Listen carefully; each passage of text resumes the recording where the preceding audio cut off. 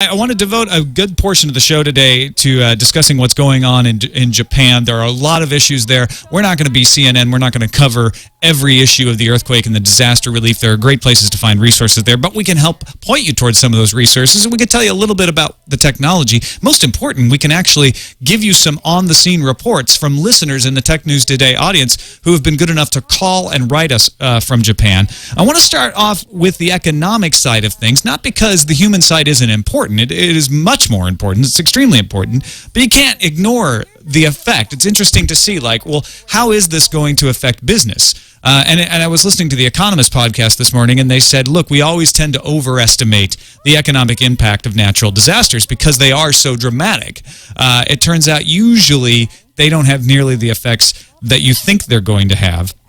And there's an article out today in the San Jose Mercury News essentially saying that same thing. It looks like there's going to be a tightness in the flash memory market, but most of the industry seems to be okay. One of the lucky things is most industrial complexes are located in the south of Japan, so they weren't as impacted by the earthquake as the companies up in the north. The two most pressing concerns for the industry are damage to the transportation infrastructure and reliability of power, according to Dale Ford at IHS Supply. It could take as long as 2 months to resolve those problems. And I'm seeing that in a lot of places I'm reading.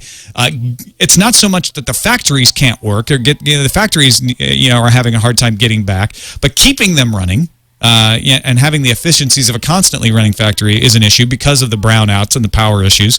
And also transportation. It's like you can make all the flash memory you want, but if you can't get it on a train and get it to a boat, and then get it shipped or get it to an airplane, it's going to be hard to sell it. Yeah, and at first it feels a little bit morbid. Obviously, people are dealing with a massive, massive crisis on the other side of the world. But here in America, and I know we have listeners and viewers all over the world, it feels a little bit weird to be like, yeah, but well, my gizmos continue to be on time. But it is important to take a moment and take a long view and recognize what's going to happen to the distribution logistics of the way not only our electronics, but all of the imports that we get from Japan, right, and all the affected areas. Yeah, it's definitely not the most important story coming out of Japan, but that doesn't mean that it's should be ignored entirely.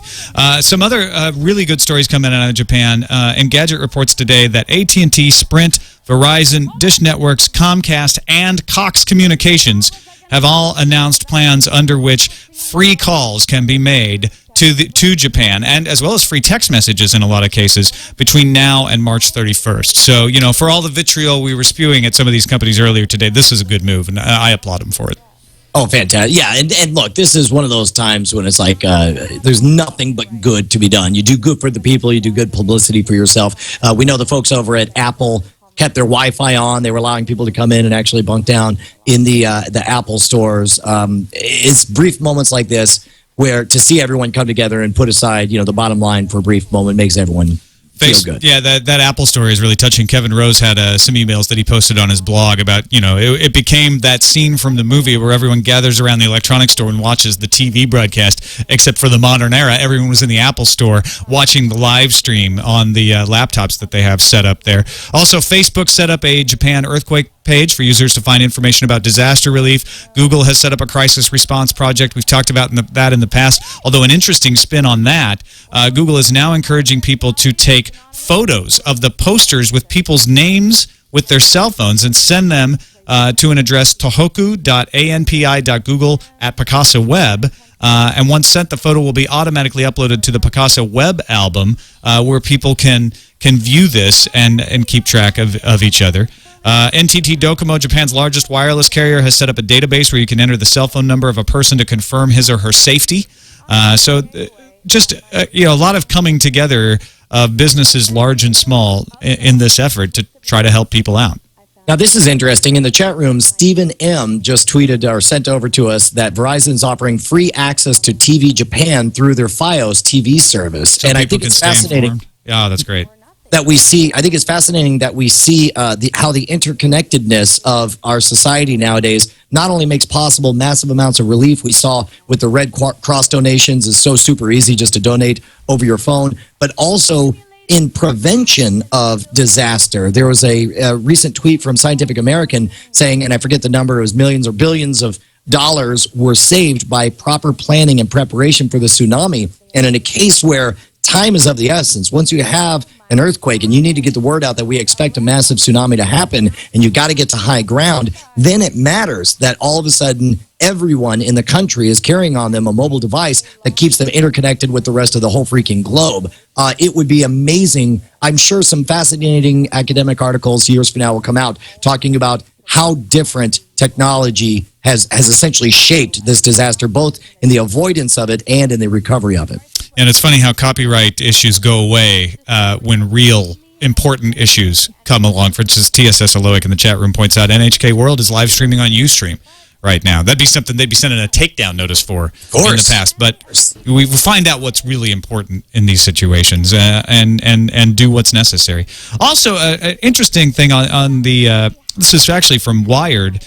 Talking about some of the games that were supposed to come out. We see this happen a lot when natural disasters come along. Games happen to have themes similar to the disaster, and everyone pulls them back. It's not censorship. It's just saying, you know what, this is not the right time for this. So IREM will cease development on its PlayStation game Zettai Zetsume Toshi 4, City in a Desperate Situation. And there are a few other PS3 games that are being delayed for release because they deal with earthquakes and disaster themes, and I think that's appropriate. I mean, I think they come under criticism for the opposite if they put them out for being insensitive and trying to profit at something like that. Oh, absolutely. And I think let's face it, the reason these games are popular is because we're all fascinated with massive disasters. But then when one happens, especially when it's all too real, we certainly want to dial back our involvement. We saw that with 9/11. They pushed back the movie and made some changes to the movie Collateral Damage. And what's funny is the little ways. There was an on-campus cafe called Ground Zero out in Eastern New Mexico University that all of a sudden they were not real happy with that name. And likewise, the band Anthrax for a while, not happy with their name during that scare. And when I went to Whole Foods to get sushi, it was very weird to grab a box of sushi that said tsunami package. And I was like, that's not cute right now. That's it's a major disaster. And it's just coincidence. It's just these things aren't planned that way, but then they strike us that way. Finally, before we get to some of the user feedback from listeners, there's a lot of discussion on the internet today about radiation risks, about what's happening at the nuclear reactors in Japan, and I want to point to Maggie Kurth-Baker's post at Boing Boing. She says she's in the process of putting together a longer post that will add some context to the concept of radiation, but she did actually. She's like, the nuclear scientists are a little busy right now. They're not responding to my emails because I'm not a priority. But she actually did get some good information from Dr. Catherine Higley, head of Oregon State University's Department of Nuclear Engineering and Radiation Health Physics. And says that information keeps changing from the Fukushima power plant as the situation changes, but one plant worker received a 10 REM dose. That's twice the annual occupational dose, twice what regulators have deemed safe for someone who works in a nuclear power plant. Now, the interesting thing about this, you may think, wow, twice the dose, that's horrible. But that risk translates into a 1% increase into having some sort of cancer or some sort of health risk related to that radiation. So twice the radiation does not mean twice the risk. Obviously, it raises your risk, but 1%, actually 0.5 to 1% is a lot different. So I like, Boing Boing is doing a great job, by the way, of covering this and trying to bust through the FUD and say, this is real.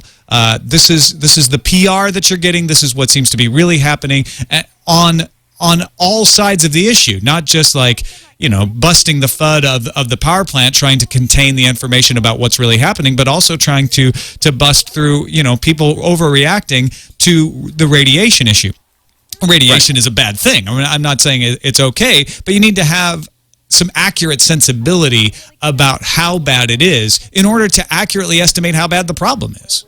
Well, let me tell you, if you want to immediately cut past anyone's logic circuits and immediately make them scared, just mention nuclear radiation because it's so counterintuitive. It's this thing you can't see, touch, smell, or perceive in any way that can kill you. Nuclear fallout, of course, is a real problem. But one of the things that, and this is in no way meant to downplay the danger of the situation, but as people start throwing around the word Chernobyl, people really start to get worried. I want to point people to, there's a fantastic speech by Michael Crichton that you can find on YouTube. I believe it's called Fear and Complexity. And he talks about how he wanted to create a global disaster. So he looked up some research on Chernobyl. The initial estimates at the time were that 2,000 people died at the accident and that upwards of 400,000 people died through later complications because of exposure to radiation and cancers and that kind of thing. As he dug into the numbers, the actual numbers turned out that around 50 people died during the actual disaster, most of whom, about 30 of them, were fighting the